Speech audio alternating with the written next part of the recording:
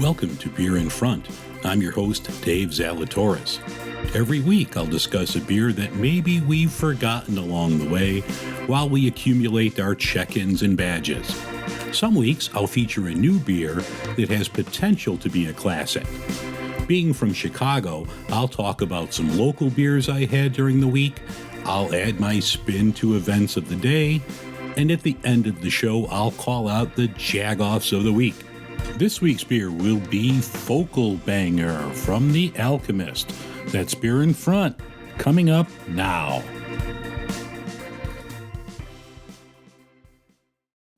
Welcome to episode 83 of Beer in Front. How is everyone doing this week? Oh, this is going to be a spectacular show. I have on from the Craft Beer Marketing Awards, Jim McCune and Jackie DiBella, and we're going to talk about the awards known as the Crushies. I had a good time talking with both of them. You'll learn a lot in the interview about marketing and that side of craft beer, so definitely stay tuned for that. The beer in front this week is going to be Focal Banger. This was given to me by Grandpa Beer, so I need to thank Bill for this one. I have never had this one, so I'm really excited about trying Focal Banger. I mentioned last week that I'm now on Patreon, and I want to give a shout out to Kelly Madden from the Drunk Theory podcast for being my first sponsor. So if you're interested, you can go to patreon.com/beerinfront. Thank you, Kelly. All right, that's enough of me rambling on here. Let's get on with the show.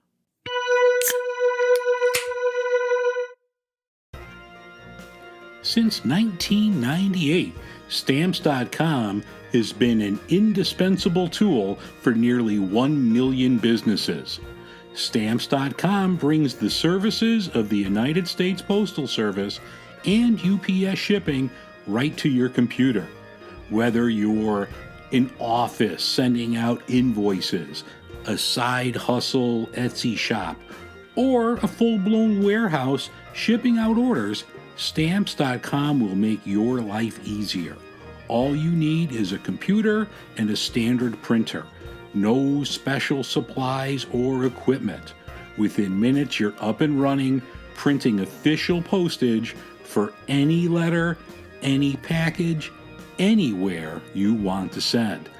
And you'll get exclusive discounts on postage and shipping from the USPS and UPS. Once your mail is ready, just schedule a pickup or you could drop it off. You don't have to wait in line at the post office, just drop it off. Cut the confusion out of shipping with Stamps.com new Rate Advisor tool. You can compare shipping rates and timelines to easily find the best option. Save time and money with Stamps.com. There's no risk. And with my promo code POD, you get a special offer that includes a 4-week trial plus free postage and a digital scale. There's no long-term commitments or contracts. Just go to Stamps.com, click on the microphone at the top of the homepage, and type in POD. That's Stamps.com, promo code POD. Stamps.com. Never go to the post office again. Welcome back to Beer in Front. I am happy to have on Jim McCune and Jackie DiBella from the Craft Beer Marketing Awards, known as the Crushies.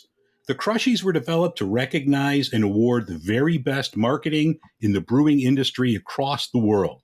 In 2022, this is going to be the third year for the Crushies. Jim, Jackie, welcome, and thanks for chatting today. Hey, thanks for having us. Thanks, Dave. You both come from marketing and advertising. The Crushies is such a cool idea. There's some really good stuff that you see out there, and then I know personally there's some artwork or can work that I just like cringe, and it's like, what made you both decide to like start these awards up? Well, I guess I'll kick off as lore has it. Jackie and I have been in the business for a while, and we were attending a lot of the craft beer tasting events, and the brewers and all the people involved with making the liquid would get these amazing awards and accolades. And Jackie and I were like, well, what about the rest of the whole team? Like, there's still people that have to package it and sell it, and where's their award? So we just Googled it because we wanted to enter for ourselves, and we were surprised to find it didn't exist. Mm-hmm. So Jackie and I were like, you know what? I think it's time to make this happen. And I think this was the middle of like 2019. Yeah. We decided to put our heads together and build this out. And Jackie, I mean, you could finish the rest there of how we built it. And yeah, I mean, it really is one of the only awards programs that recognizes everything but the liquid, which is, that's so many people behind the beer that don't usually get any kind of recognition, like Jim said. So yeah, I mean, the first year we started out just, within our region of the US, and we did so well even through the pandemic in 2020 that we were able to expand globally. So this is our second year globally and third year overall. Now, the website for people that aren't familiar, it's craftbeermarketingawards.com, correct? Mm-hmm. Yep. And awards are given out. I looked, it's over 30 categories? Yeah. For those that aren't familiar with the Crushies, what types of categories do you judge? So we've got everything from can design, bottle design, any kind of packaging. We added some new ones this year to include collabs and non-alcoholic beverages. We've got video, website, social, everything you can think of that helps get the beer out there is part of these categories. Looking at the website for the awards that are coming up in 2022, you have an early bird entry, which is going on till the end of this month. And then breweries could register or enter up until middle of January, the 14th, I believe. Yeah. So the cool part about the early bird is as long as you sign up and get your information on the site, you have until January 14th to get your full entry in. So everybody should get their entries in by October 29th. craftbeermarketingawards.com, choose their category, get everything in there, and they don't have to finalize it till January. So at least they get that early pricing. When do the actual awards, when do you have the award ceremony? We're hoping during the week of CBC in May. Sorry. The one part you should know, Dave, and that's why we laugh, is when Jackie and I started this was built with a live award ceremony. But when a pandemic had struck and we had lost out on our show in San Antonio, and we waited the whole year to do it again, and then we found out San Diego wasn't happening. So by the time it rolled around for Craft Brewers Conference this year in Denver, we were able to pull off a small award ceremony, and we were able to award our industry people of the year. But this year coming up in May, we have plans for a full-fledged award ceremony like we had intended all along. Yeah, we'll just keep our fingers and toes crossed that we don't have some third or fourth wave of the pandemic. Thank you. Yeah, so February and March is when our judging happens, and then we'll release the winners live at the ceremony in May, someday that we'll announce during that week. Oh, cool. Talking to other people, I still get it's just beer. But I don't think people realize craft beer is a multi-billion-dollar industry. There's close to 9,000 breweries in the United States, 20,000 worldwide. Just, I'm not in the business, but I would think that branding and your artwork is critical for the success of any brewery. I mean, there's limited shelf space in your grocery store, your liquor store. You need to have something that stands out and draws people in. Do you feel that breweries are receptive to this, or do they still worry just about what's inside the can or bottle?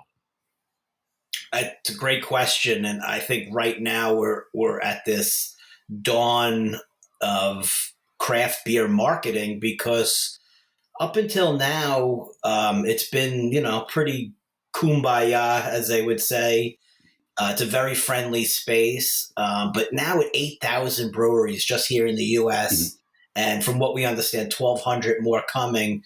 It becomes a very fiercely competitive space. So I think a lot of breweries right now are either forced into it or have been already marketing. And I think it's a smart thing because today's consumer really demands a lot of different things than they did back in the day. So really understanding your consumer and understanding how to communicate with them has become key in the industry. Do you think now there's more with like the pack tech containers of the cans where you have the full can art available? Do you feel that more brewers are putting their effort into having a great looking can that draws, people in, as opposed to, back in the day where we would just buy a 6-pack of bottles and you would just have your cardboard container? Do you feel that people or breweries are really going all out to make their cans look visually spectacular? Yeah, I mean, that's really where the rubber hits the road for a brewery and their consumer. When you walk into that beer distributor or that, place that you buy your beer, just in the last 5 years, 10 years, you've seen an incredible evolution of the space, where beer has evolved from being pretty simple to very sophisticated, not only with the beer itself, but with its packaging and so many new things from sustainability. But I mean, I'll let Jackie chime in as well, but the packaging has become a critical part of a brewery's success. Yeah, if we've learned anything from running these awards for 3 years, it's that the breweries are investing in their design. It's no longer, just throw something together on the computer and see what happens. They're working with artists. They're working with street artists. They're working with famous artists. I mean, we've seen some who work with cartoonists. I mean, it's some really, really cool stuff, but they are investing and realize the importance of standing out. Do you, I notice a lot of, I don't know if it's intellectual theft or things like that, but I noticed a trend of breweries, like they're just using like some other idea or something from popular culture and, Like just a cereal box. yes, a cereal box. Or I think I even saw one that was like, looked like the old can of Tang that we had way back in the day. What trends do you see like coming up, or do you looking into your crystal ball, do you see any big trends in advertising and marketing? I mean, that trend that you're talking about is sort of nostalgic marketing. Okay. It's very smart. It's been around for a long time, but it really sort of dominated our industry because I think many breweries kind of haphazardly wanted to just do something cute and tap into like our fondest childhood memories. Yeah. But what they really had discovered was this incredible sales cord to get, especially, people of my age, I'm Gen X, and if I saw a Ring Pop or a Sony Walkman or like these things that I loved when I was a child integrated into a beer, it's going to pique my curiosity. And I think that's been a magic bullet in the industry. But Jackie could speak to, I think, going a little too far and wanted to make sure that your packaging is responsible and doesn't become too childlike because we have to make sure that we're doing the right thing and keeping alcohol away from people under 21. Exactly. Yeah, agree. And I think, Dave, you mentioned overall kind of marketing trends, stepping away from design for a minute. One of the biggest things and biggest discussions we had at the Craft Brewers Conference, was that a month ago already, was video and the focus on, you don't need to have a huge budget to get a video out there. TikTok kind of, helped drive that a bit. But now if you've got an iPhone, you can shoot any kind of content that makes people want to try your beer, makes people have that FOMO feeling that we always talk about of they want to be in your tap room and doing a flight and checking out the live entertainment and all that kind of stuff. So for us, we keep telling people, take time to take that video and get it out there. Yeah, I still see breweries here that like they don't even have a website. They have a Facebook page. And I'm thinking, yeah, you need to do more to get people into your brewery or get people to your liquor store to, try your product, you definitely need to branch out. Yeah, they need to have, their digital footprint set up where they need to have their Google My Business information all up to date, their hours, any kind of, if they have any COVID restrictions or they're following any safety protocols, that stuff all needs to be out there. And a website's very easy to have all that. But yeah, having everything up to date on Google, your social, communicating it in your emails, things like that, super important. I'm based in Chicago, and some of the winners from Illinois have included places like Arrowhead, Alter, Hand of Fate, and Hop Butcher. Hop Butcher won for video, which we were just talking about videos. I'm having a Hop Butcher right now that's very good. It's called Old and Golden. Very good, if you could see the can. Excellent. Hop Butcher is a very good beer. You're both based out of New York? Yep. Yeah. Actually, one of our breweries that we work with did a collaboration with Hop Butcher, and that was like probably 5 years ago. That was probably before collaborations even happened. Yeah, Okay. before they were the thing. And we did this like New York gangster, Chicago gangster for the artwork. Oh, okay. I think it was like Gotti meets who was your Al gangster? Capone. Yeah. It was Gotti meets Capone. Thank you. Oh, I'll have to look at that. Yeah, Crooked Ladder Brewing in New York and Hop Butcher. That was a great, great beer. Oh, I'm going to have to check that out. Hop Butcher is literally, they're moving walking distance from my house. Oh, boy. I think at the end of this month or early next month. So, yeah, I'm going to be consuming more of Hop Butcher. They're going to be about 3 blocks away now. I mean, I got to tell you, one of my favorite breweries, Garvey's Point, is walking distance to me, and it is a dangerous situation. What was the name of that brewery, Jackie? Garvey's Point. They're in Glen Cove, New York, on Long Island.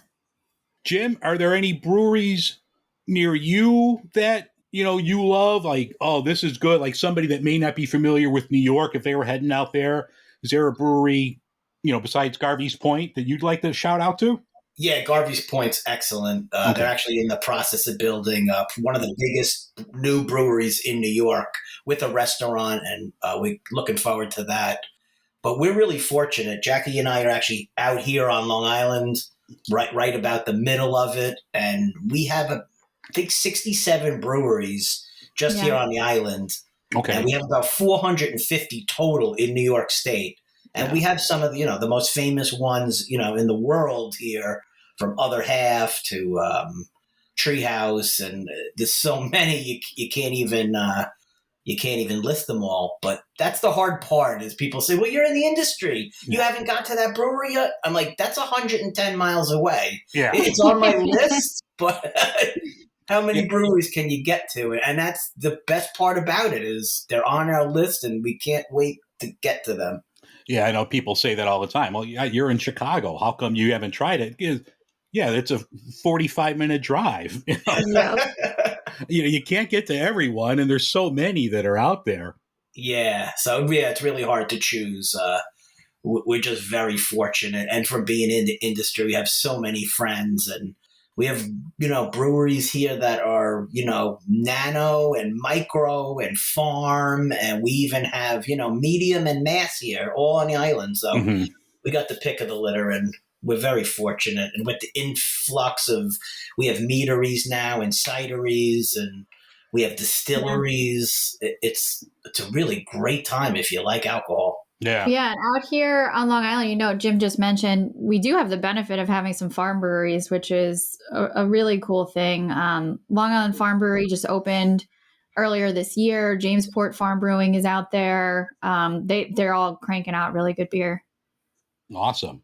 Yeah. I haven't been in another life. I spent time out on Long Island and would always take the ferry to Fire Island for summer vacations. Any breweries out on Fire Island? It's been probably 20 years since I've been out there. Oh, I don't know. There used to be one called that. They've since gone under, but okay. Mackie, make a note of that. Yeah, I know. We love Fire Island. It's one of the best places on earth, and that is surprising that nothing's popped up since. Yeah, I mean, obviously they have limited land Space that they could, build for. But I always enjoyed my time out there and thought that was like a great like vacation. Yep.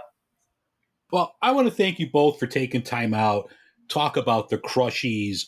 You also have a podcast called Marketing on Tap. What can you tell people about the podcast? And obviously, where people can find you and listen in? Yeah, it's Marketing on Tap podcast. You can find us anywhere you're streaming your podcasts. So Apple, Spotify, iHeartRadio, all those good spots. We have a lot of past winners, partners, creatives, just, talking about what they do, how they do it, why it's important to them. We get some pretty good tips from people, some little hacks they've got for things that have worked for them. It's just cool to hear the process from all these guys. So for more info on the Craft Beer Marketing Awards, the Crushies, you could go to craftbeermarketingawards.com. Jim and Jackie, who judges the Crushies? And if someone was interested in becoming a judge, how would they go about doing it? They could email us at info@craftbeermarketingawards.com. We're looking for experts and professionals in beer, marketing, branding, and beyond. So if you, fit our credentials, we would love to have you on the panel. Mm-hmm. Our judges are a huge part of our awards program. Last year, we had over 320 from around the world. This year, we're hoping to have closer to 500 because of how many entries we get. They're a huge part of our success, and we literally could not judge all these things without them. We have a huge back-end system. They go in and rate all the work, and, it's divvied up in different categories to each of them, but they're amazing. They're a great group of people. And at the end of the award season, we do have the judges vote on each other of who's the industry person of the year. So that's just another cool piece of the program. Jim, Jackie, I appreciate it so much. It's been fun talking to you about something that, not everybody talks about. And it's really important, the presentation, the visual aspect. And like you said earlier, what's outside the liquid itself. Thank you for having us on for sure. And for all of your listeners, definitely check out craftbeermarketingawards.com and enter your work. Get your team the recognition and celebration that they deserve. Yeah, thanks, Dave. We appreciate the support. Welcome to Beer in Front. I'm your host, Dave Zalatoris. Every week, I'll discuss a beer that maybe we've forgotten along the way while we accumulate our check-ins and badges. Some weeks, I'll feature a new beer that has potential to be a classic. Being from Chicago, I'll talk about some local beers I had during the week, I'll add my spin to events of the day, and at the end of the show, I'll call out the jag-offs of the week. This week's beer will be Focal Banger from The Alchemist. That's Beer in Front, coming up now. Once again, I want to thank Jim McCune and Jackie DiBella from the Craft Beer Marketing Awards. That was a lot of fun talking to them. You should definitely check out their webpage, their podcast. I'll include all the info in the show notes, but thanks again to Jackie and to Jim. In beer news this week, longtime friend of the show, Dan, sent me this via the VIP Beer in Front text line. The Minocqua Brewing Company in Minocqua, Wisconsin, they started a super PAC that is helping parents in Wisconsin that have had their kids infected with the coronavirus. The PAC is helping those parents sue the school district for violating the 14th Amendment that ensures the right to be safe from state-controlled dangers while in school. Goose Island has released the details for Prop Days 2021. You could enter the lottery between now and October 24th. If chosen, it's going to cost you $130 this year. You'll get 2 bottles of the 2021 Proprietors Bourbon County brand stout, which once again, I believe last year, I know it's the third time, and I think it was last year as well. This one's brewed by Emily Cosmal. This version is based on, from what I was reading, remember the ice cream bar, the strawberry shortcake bar, which I love. So this should be really good. But the proprietor version for this year is based on that and has strawberries, obviously, vanilla, and coconut. So that should be killer.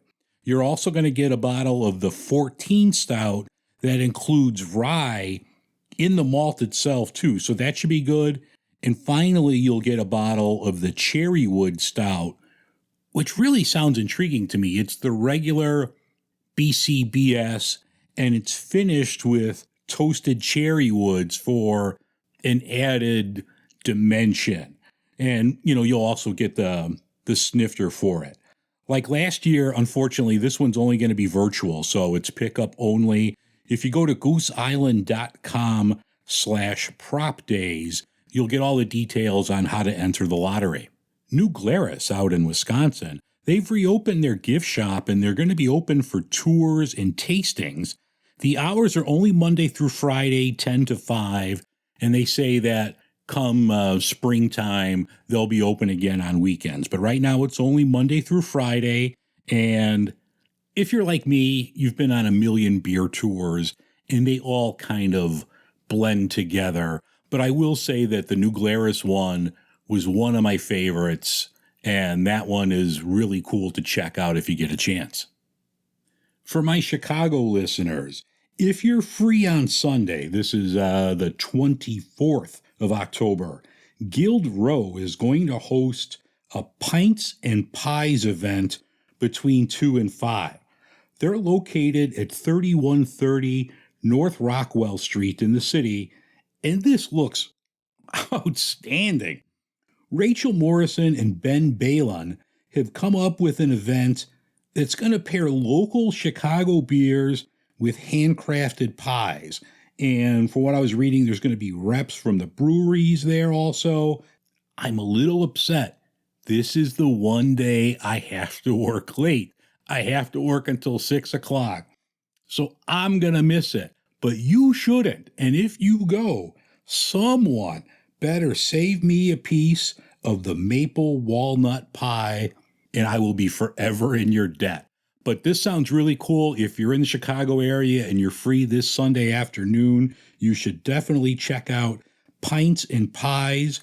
I'll have the website in the show notes, but if you have a pen and paper with you, it's exploretalk.com/guildrow/event/301377.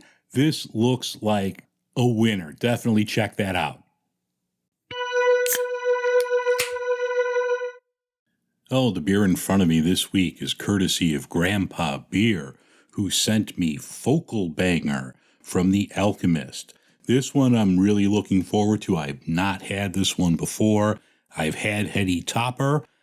Like Heady Topper, it tells you right there on the can, drink from the can. So you won't get the pouring sound effect. I'm going to do as I'm told and drink this from the can. So let's crack it open.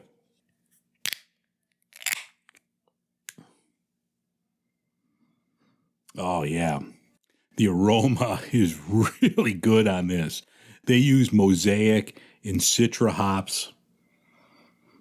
And I get from the aroma both. I get the fruitiness, the tropical fruitiness, and I get a little pine at the end. So the aroma is great. Oh, yeah. Yeah, that's really good. Wow. Yeah, a lot going on there. The hops are terrific. Like the aroma, I get the Citra hops. That's just for me. I mean, your mileage may vary, but that's the first thing that hit me was the fruitiness of the Citra hops, and then followed by, a little pininess at the end. No, this is really good. Yeah, man, this is fantastic. There's a little bitterness at the back end, but there's nothing you could say bad about this. This is just a terrific beer, start to finish. Hell, I think Bill might have even canned this himself while he was out there. I'm looking at the can, and this thing was canned on the 28th of September. I mean, I'm recording this on the 19th of October, and it made its way from Vermont to Vegas and over to Chicago. So this is really fresh, and really good. Bill, I thank you so much. Focal Bangers, outstanding. Some of the beers this week I had that I really enjoyed and want to talk about. Dan and Jinx hooked me up with Fair State Brewing Cooperative. They're based out of Minneapolis, and they sent for Ruby and for myself a beer called Roselle. I enjoyed this. This was a sour with hibiscus, and I love hibiscus. I love it in tea. I love it in kombucha. This was really good in the sour. So if you see Roselle from the Fair State Brewing Cooperative, I would pick that up. Thank you to Dan and Jinx. I picked up from Phase 3 their coconut porter new. This was excellent. I love coconut. I love porters. This was terrific. I enjoyed everything about this one. The coconut was very natural tasting, and actually you could see some of the coconut oils on top of the beer. If you see it, don't let that scare you away. It's just natural coconut. It tastes terrific. If you see new from Phase 3, grab it. That was excellent. Revolution has started to release their Deep Wood Series beers for the season, and I picked up a couple. I had the raspberry version, the Death by Raspberries. Oh my God, was this good. Really, words can't describe how good. The raspberry on this was terrific. The aroma, the flavor really hit you up front. The only dangerous thing about it is that the raspberry is so dominant, you almost forget this is a big barrel-aged beer, so it went down a little too quick. But no, if you see the raspberry, pick that one up. That was absolutely outstanding. I also had the regular Death Star 2021.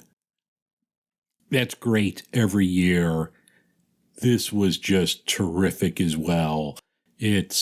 We're so fortunate here in Chicago and all over. Everybody now seems to have a great barrel aging program, but, it's just my opinion. I think Revolution has just set the bar high, and everyone else needs to catch up to them because everything they put out in the Deep Wood series is great. If you see anything from them, they're still available. Pick them up. But no, just the regular Death Star killer. Grab it. All right, here are your Jag-Offs of the Week. There's only 2 this week. It's going to be a short Jag-Off of the Week segment. But there were 2 things that caught my eye. A school administrator in South Lake, Texas, advised the teachers last week that if they're going to have a book about the Holocaust in their classroom, they should have a book about the opposing perspective. What opposing perspective can there be? Mein Kampf? I'm sorry. I don't care what side of the political spectrum you fall on. There is no opposing perspective to the Holocaust. You're Jag-Offs. This week, Johnson & Johnson filed in a court to split its baby powder from the rest of Johnson & Johnson. Why, do you ask? Johnson & Johnson knew that there was asbestos in some of the bottles, and they kept it a secret for years and years and years. Tens of thousands of women that have ovarian cancer are suing, but the company wants to shield the rest of the company from the baby powder. They've sold the baby powder for God only knows how many years, and now it has to pay for medical bills, but it wants the baby powder line to be treated separately from the rest of the company. The baby powder is worth $2 billion, and the rest of Johnson & Johnson is worth $440 billion. So they just want to, not have that count. Don't come after the $440 billion. Johnson & Johnson, you're shady and you're jagoffs. That's going to wrap things up for this week's episode of Beer in Front. I thank you so much for listening. If you have any ideas or suggestions, you can email me at dave@beerinfront.com. You could also find me on Twitter and Instagram at beerinfront.